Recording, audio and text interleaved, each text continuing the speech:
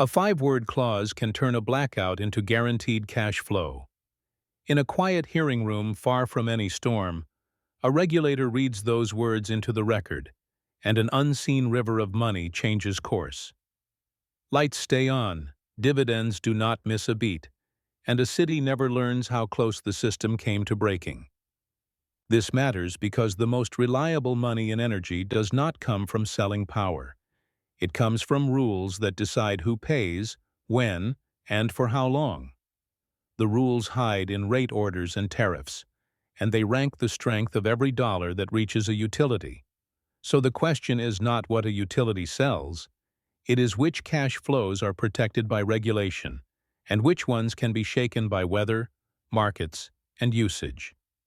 Count down the top 6, and watch how a meter on the side of a house turns into a promise that survives crisis. Begin at number 6, the workhorse that nobody brags about: fuel and purchased power pass-throughs. When fuel prices spike overnight or gas supplies freeze, a pass-through clause quietly adds a line to a bill. Costs are collected with little or no markup, often with a true-up that smooths timing differences. Customers see the change. The utility sees cash that is insulated from commodity volatility, and the power plants keep running. It is not glamorous money.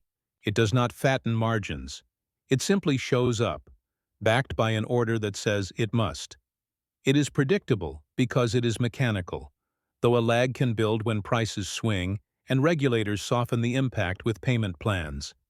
As a shield against shocks, it is sturdy, but not the strongest. Number 5 is more subtle, and it sits at the heart of every earnings call: row visibility. A line in a decision sets an allowed return on equity, sometimes within a band, sometimes with an earnings-sharing mechanism, sometimes tied to treasury yields. When the number is clear and the collar is transparent, investors can map a decade.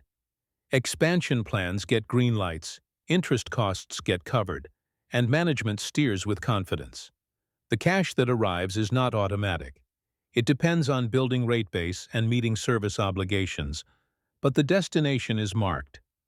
In some jurisdictions, the signposts are foggy.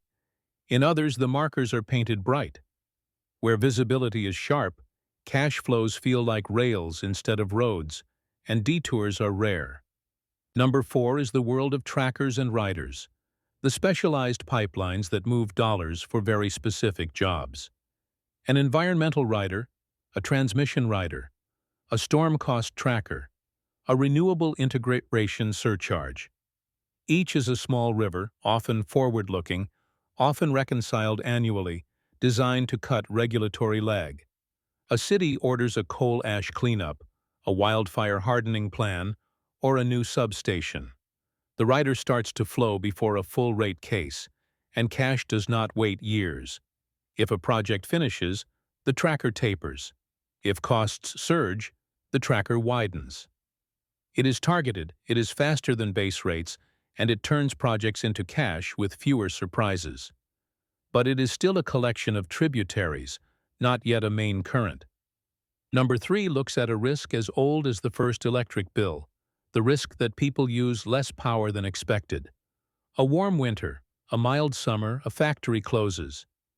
A city gets efficient. Decoupling breaks the link between kilowatt hours and revenue. A utility is allowed to collect a fixed revenue requirement no matter the weather or the thermostat settings. Bills adjust with a small credit or charge to meet the target. The utility still chases efficiency because energy saved can be money saved, but a slow month no longer empties the barrel. In regions that adopt it, decoupling turns volatility into a monthly true-up, and a storm that kills demand does not kill cash. This is where the story tilts. The strongest protections do not reward luck or timing. They erase those variables. Number 2 is the most engineer-like cash flow on the list: formula rates. In these regimes, often for transmission or for a multi-year plan, revenue updates every year, sometimes every quarter, based on a formula. Rate base grows as projects go into service, depreciation and taxes adjust, and the allowed return is applied with minimal lag. Over or under collections are trued up. Interest gets credited. The spreadsheet is the law. When a hurricane tears down the grid, the formula updates the numbers. When capital costs rise, the formula recalculates. This is not a plea for relief. It is arithmetic baked into an order. It is as close to automatic as regulated finance allows, and the cash is smooth because the timeline is short. There is a final step, and it is the strangest one, because it sounds like finance fiction. Number 1 is securitization and dedicated recovery charges. A legislature passes a law. A commission approves a financing order. A special charge appears on bills, irrevocable and non-bypassable. Bonds are sold, often called storm recovery or transition bonds, at low interest. The proceeds pay for a disaster, a plant retirement, a stranded cost that would otherwise choke a balance sheet. The cash that repays those bonds does not rely on sales volume or corporate credit. It is pledged by statute, collected by tariff, adjusted by a true-up if collections drift, and insulated from bankruptcy. The utility may not keep the margin on that stream, but the liquidity arrives when needed, the credit metrics heal, and the enterprise lives to invest again. In a universe of uncertain weather and shifting fuel, this is the apex of predictability. Along the way, a pattern emerges. The closer a cash flow is to an automatic true-up, a legislated pledge, or a formula with minimal lag, the harder it is to break. The further it is from politics and litigation, the safer it feels during chaos.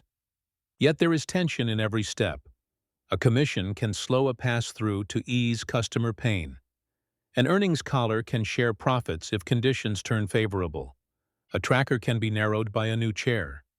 Decoupling can be suspended in an extreme event. Even formula rates live in a world where rules can be rewritten, slowly perhaps, but not never. That is why the smallest words matter. 5 words can change the order of cash. In one state, Mayu, a decoupling rider smooths a brutal winter. In another, a formula rate plan keeps grid upgrades on schedule. A fuel clause takes heat that would have incinerated a balance sheet. A securitization charge rebuilds after a storm in months instead of years. It looks like paperwork, but it is architecture. It looks like a bill line, but it is a bridge. The ranking turns into a map of power that does not sit in a generator. It sits in the language of regulation. Investors study it, regulators defend it, customers feel it, and a simple stamp can echo for a decade. So when a meter spins and a dividend timeline stays steady through turmoil, is it the strength of the grid you are seeing, or the quiet force of rules that choose which dollars never fall?